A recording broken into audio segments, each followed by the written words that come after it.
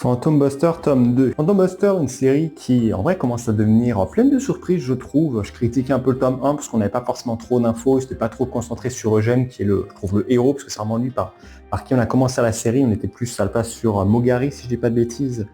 J'essaie de voir vite fait un peu. Ouais, Mogari, c'est ça. Bon, les noms, j'avoue, c'est des noms jap, le temps que j'arrive. Ça prend un peu quelques temps quand même, quelques tomes.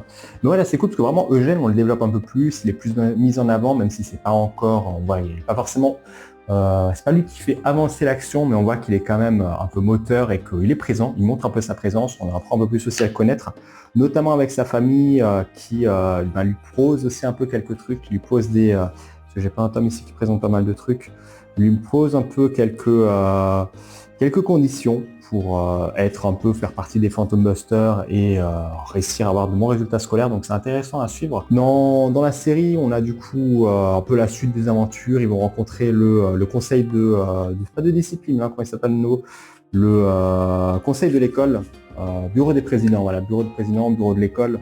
C'est un peu, comment on appelle ça, les sortes de délégués un peu, pour ceux qui ne sont pas forcément familiers avec le Japon, les sortes de délégués de tout l'établissement, qui tu viens voir si jamais tu as des questions, tu as envie d'avoir du budget pour ton club.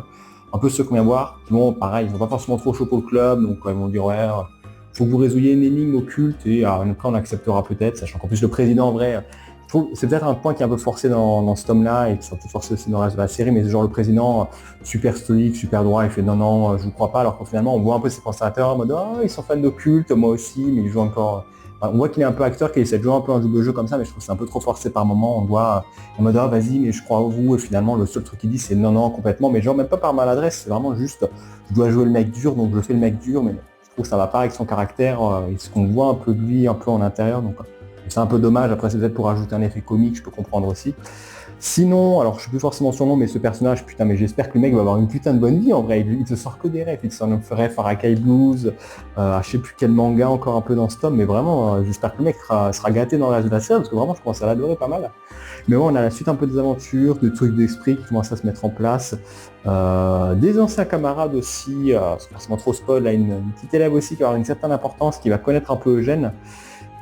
Qui vont se mêler aussi un peu à lui, je trouve que c'était assez sympathique. Et sur la fin, on a un peu ce que le dernier tome nous avait teasé, qui était la famille de Mogari qui aimerait le reprendre, du coup qui se disent bon, on a deux choix, soit le mec quitte l'école et revient ici s'entraîner pour devenir un exorciste, ou alors une autre branche cadette un peu qu'il aime pas forcément trop, qui essaie d'envoyer un assassin. Ça se suit plutôt bien, comme dit, c'est pas forcément encore la série de l'année, mais je trouve que c'est plus prenant que le tome 1, donc on va voir ce que dans la suite de Phantom Buster. Et toi, t'en penses quoi?